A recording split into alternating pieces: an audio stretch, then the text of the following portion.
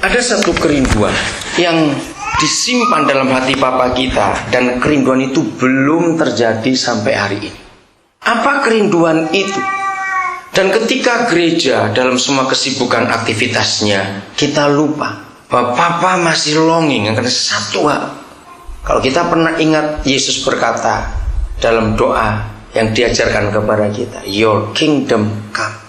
Saudara, itu bukan sekedar ucapan, tapi itu kerinduan yang paling dalam dari semua kerinduannya. Ini yang paling besar. Kenapa? Karena dia ingin surga itu ada di bumi. Jadilah kehendakmu di bumi seperti di surga. Sebenarnya kalimat itu kurang tepat. Yang tepat adalah saudara dan saya adalah satu-satunya kelompok manusia di dunia ini. Satu-satunya, tidak ada yang lain yang dipercaya oleh pencipta alam semesta untuk memindahkan surga ke bumi. Kita harus sadar itu. Gereja ada bukan untuk apa-apa, tapi untuk satu, supaya bumi jadi seperti surga. Kita lihat sekarang, drug lebih terkenal daripada gospel. Betul tidak? Drug lebih terkenal. Sebodoh-bodohnya orang, saudara, coba dengarkan ilustrasi ini. Sebodoh-bodohnya orang. Misalnya suatu kali ini di Indonesia, kita lihat berita di TV. Di suatu sekolah ada pembagian biskuit gratis. Kan seringkali ada perusahaan promosi, bukan? Ke sekolah-sekolah kasih susu gratis, biskuit gratis, apa begitu. Nah, suatu kali kita melihat berita di TV. Ada sebuah sekolah diberi promosi gratis biskuit itu. Ternyata anak-anak keracunan. Nggak ada yang mati, juga nggak ada yang diopname rumah sakit, cuma mual-mual saja.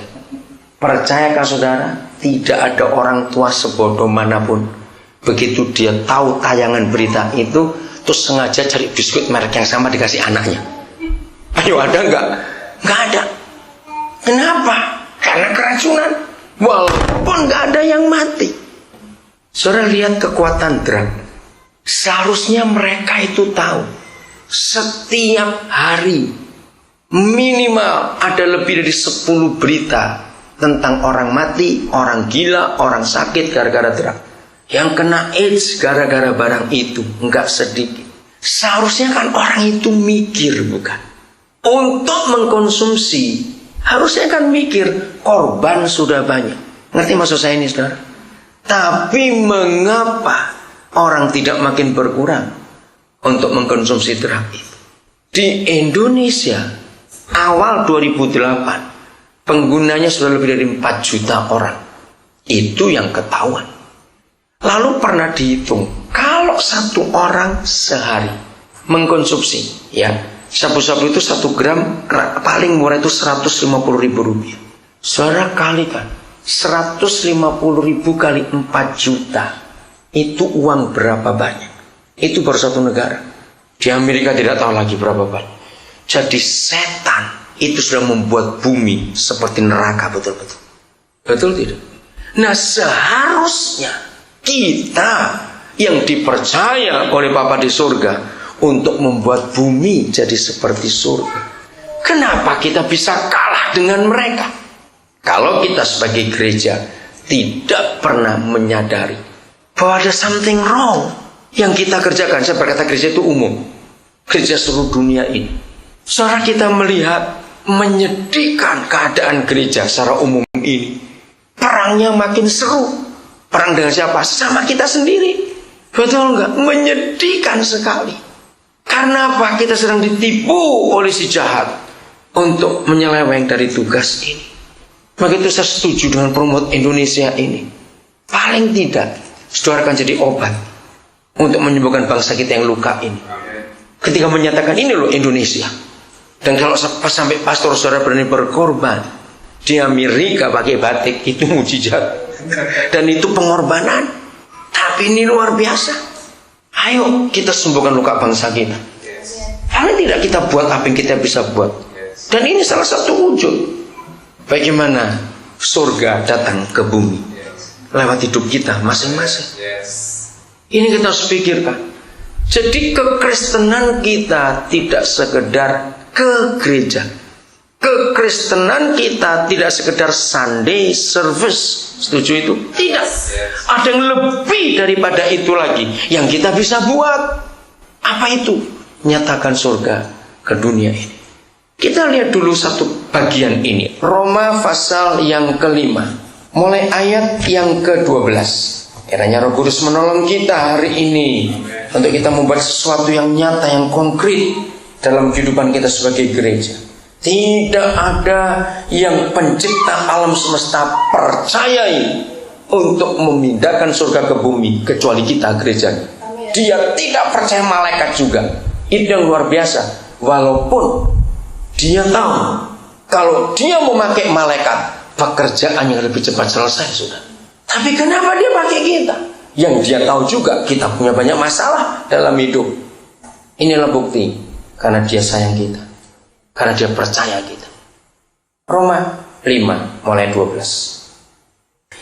Sebab itu sama seperti dosa telah masuk ke dalam dunia oleh berapa orang? Satu orang. Telah masuk dalam dunia oleh satu orang. Hari Selasa yang lalu kami nonton In the Beginning. Saudara tahu itu Sight and Sound. Yang belum nonton, bagus sekali. Setiap tahun ada acara berbeda. Tidak ada pertunjukan seperti itu di dunia, saudara, kecuali di Lancaster, di Pennsylvania. Mereka adalah anak-anak Tuhan yang menyatakan firman secara scene yang bagus sekali, teknologinya hebat sekali, saudara. Nah, In the Beginning ceritakan bagaimana Adam itu yang membuat dosa masuk ke dunia oleh satu orang, enggak oleh banyak orang, satu orang. Saya ulangi lagi. Sebab itu sama seperti dosa telah masuk ke dalam dunia oleh satu orang. Dan oleh dosa itu juga maut, kematian masuk ke dalam dunia. Demikianlah maut itu telah menjalar, menular kepada semua orang, karena semua orang telah berbuat dosa. Ayat yang ke-15. Tetapi grace, kasih karunia Tuhan tidaklah sama dengan pelanggaran Adam. Jelas bukan, saudara? Tidak sama. Sebab jika karena pelanggaran satu orang, semua orang, enggak ada yang sisa, semua orang telah jatuh di dalam kuasa maut, jauh lebih besar lagi kasih karunia Tuhan dan karunia-Nya yang dilimpahkannya atas berapa orang? Semua orang. Karena berapa orang? Satu orang. Siapa dia? Yesus Kristus. Mari saya ambil contoh ini. Misalnya ada dua benda. Oke, saya pakai tangan saya. Ini Adam yang datang pertama ke dunia, dan tangan kiri saya menggambarkan Yesus yang datang berikut. Adam dengan Tuhan Yesus, siapa lebih hebat? Ini hanya supaya kita tahu nanti perbedaan siapa lebih dahsyat. Jelas Yesus loh. Kita nggak usah ragu-ragu. Nah, mereka masing-masing masuk ke dunia membawa sesuatu. Adam masuk ke dunia membawa dosa.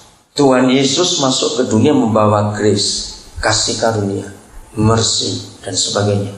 Adam jelas lebih lemah dari Yesus. Sekarang yang dibawa Adam namanya dosa, yang dibawa Tuhan Yesus namanya kasih karunia atau grace. Mana lebih hebat antara dosa dan kasih karunia? Jelas kasih karunia.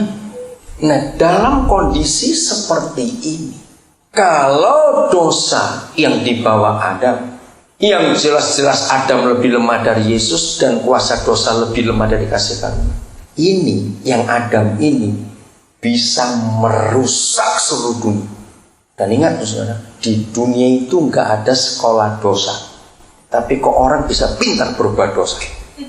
Ngerti kata-kata ini? Kita harus mikir.